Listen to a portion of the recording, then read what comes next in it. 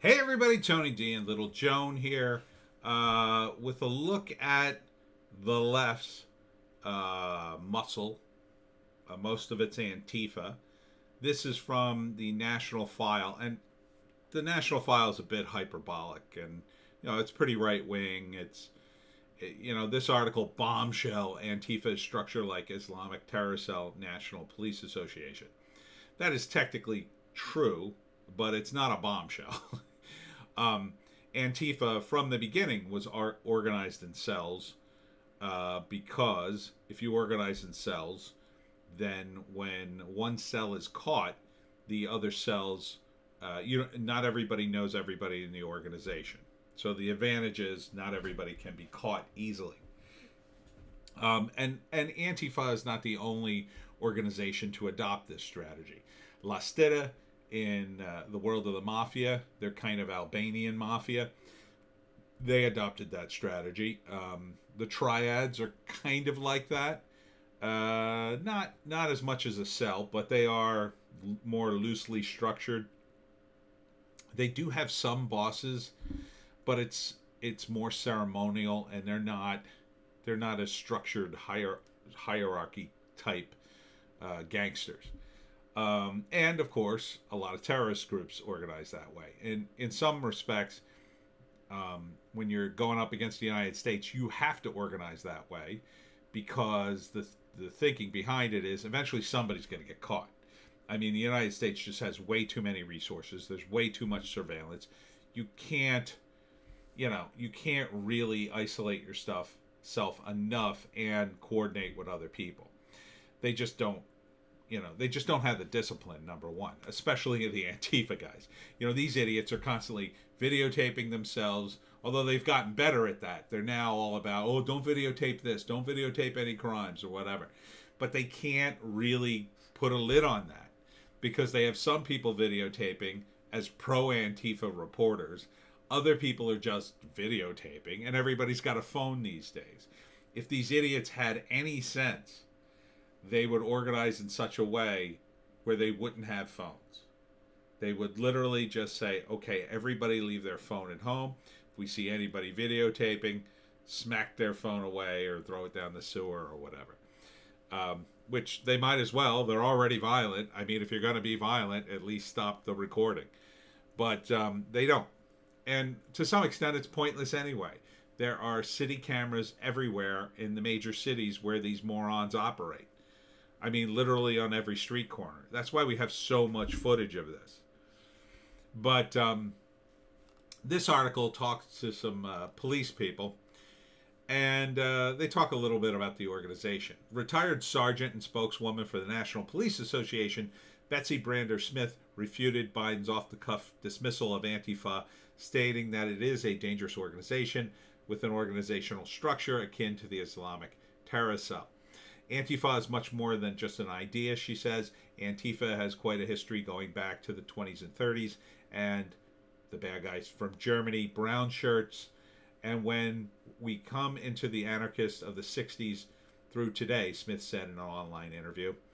Attorney General William Barr said Antifa is a revolutionary group dedicated to establishing socialism in the United States. I would go further and say they're really...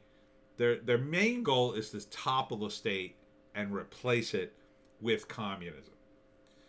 Now he's saying the groundwork is set to arrive at the end game, communism. Yeah, I don't think they're going to bother to go with the step of socialism if they get into power. Barr described the group as essentially Bolsheviks. They were extremely radical, revolutionary Marxist faction that ended Tsarist Russia over 100 years ago. Yeah, and but these guys don't have enough power, enough numbers. They can just do a tremendous amount of damage, and they have a lot of people who are very sympathetic to them in the mainstream media, because those guys think it's all a game. They think it's very cool and trendy and hip to be an Antifa or to support Antifa. Oh, we're in the resistance, everybody. And if you want to see the people who are in the resistance that are really planning something, Gateway Pundit has this story. Gaffney, Siegel, Luden, and Beatty discuss planned chaos and violence coming to America's streets next week by the organized left. On Thursday, journalist Millie Weaver posted a video of the leftist groups, including Black Lives Matter, being led by far-left organizer Lisa Fithian, and including federal employees, plotted their mass chaos in the nation's capital next week. These people are fools. They are going to be responsible for violence, and then they're going to be under arrest for conspiring to create it.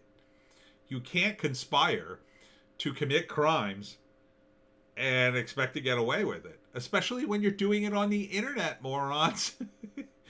You are morons for doing this. And look, the Gateway Pundit has the footage. Author and lecturer Frank Gaffney and the founder and president of the Center for Security Policy discussed the upcoming color revolution coming to America's streets next week following the presidential election on November 3rd. Yeah, they know that Biden's going to lose. On Thursday, Gaffney discussed the organized chaos coming to the streets. Frank's guests included filmmaker Jeremy Siegel, journalist Trevor Luden, and Revolver News founder Darren Beatty. I don't know if I could play this, but oh yeah, this is way too long. But I did see some of it. Where the heck was it? Yeah. So you essentially had, where is the exclusive footage? Maybe I got to reload the page. Hold on.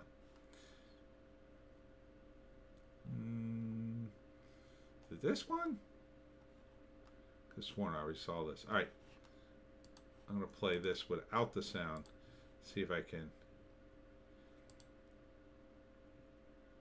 Okay. So I don't think these guys are the guys I was looking for. I think it was over here.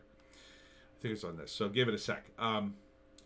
But the idea is they plan to take over the streets during the at the end of the election. I guess they must have taken the video down. I don't think it was this. Yeah, it wasn't these guys. Millie Weaver has the video somewhere. Let's see if it's on here on Twitter somewhere. Yeah, this is it. Okay, I'm going to play a little of this. And I'm going to leave the sound off. But you could see, this is Millie Weaver, and you could see these guys. They're talking online, about stuff they're going to do, and to my mind, a lot of this isn't peaceful protest. It sort of goes beyond that, and you've got plans to cause disruptions, and to target police stations, to know where they are, and to shut down and take over Washington, D.C. starting November 4th. For what? What are you going to do with Washington, D.C.? And until inauguration, to force Trump out of the White House? First off, Trump's going to win. Okay? But let's imagine he doesn't win. He's still there until Biden is sworn in, which is until January 20th. So you can't make him leave. That's illegal. He's still the president. You might as well go and do it now. What are you waiting for? I mean, you're not going to force him out of the White House. You're in the minority. If Trump wins, you're in the minority by a whole lot. But even if you add in the people who vote for Biden, you're in the minority. If Trump loses, you're still in the minority, because the people who won the election, the Biden supporters, are going to want a peaceful transition of power. You have to afford that opportunity. You can't kick Trump out November 4th. It's just not how it works. That's not how any of this works, as the commercial said. So, these people, I think, are delusional. They think they're part of a resistance. They're not. They're not part of resistance. And in fact, what are you resisting? You know, Trump had the economy booming, employing uh, record numbers of black people, Latino people, all across the United States. Where's the crime? You're mad about Trump's border wall and you know, the border being enforced. Obama did way more of that. He was the deporter in chief. That was his nickname. You guys didn't care. Now you want to shut down ICE. No one wants to shut down ICE except a tiny portion of this country. You people got to get off Twitter and get a job. You people really need a job, because now you're just getting ridiculous. And Antifa, you're going to jail. If you're in Antifa, I'm telling you, you're going to get caught up, because the FBI loves to throw people in jail. That's how they get their budget every year. And you're going to be a perfect assembly line of idiots for them to arrest. So imagine you're in a cell with 4 or 5 other people.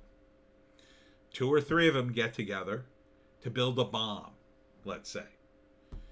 You don't know that because you're in the resistance as a trender. You're taking pictures of yourself in your wacky Antifa costume, putting it on Instagram, telling everybody how much you hate Trump.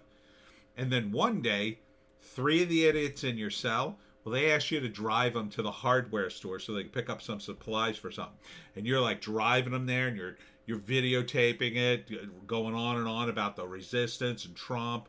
Well, they go in and buy some of the parts for their bomb, and then later it goes off, and maybe it hurts some people, or worse. Guess who's on the hook for it too? The 3 idiots, but you too. And you'll either be forced to testify against them and put your former friends in jail. But if you don't have enough information, you're just going to go to jail as an accomplice, because you drove them to the hardware store. And yeah, they talked about that stuff all the time, and you thought, oh, I didn't think they'd actually do it. But they did, because some of them are going to be crazy enough to try, because you're delusional. You're delusional. Live in reality. Okay? Trump is going to win. I'll tell you how. The easiest way. Trump won the first election with 8% of the black vote.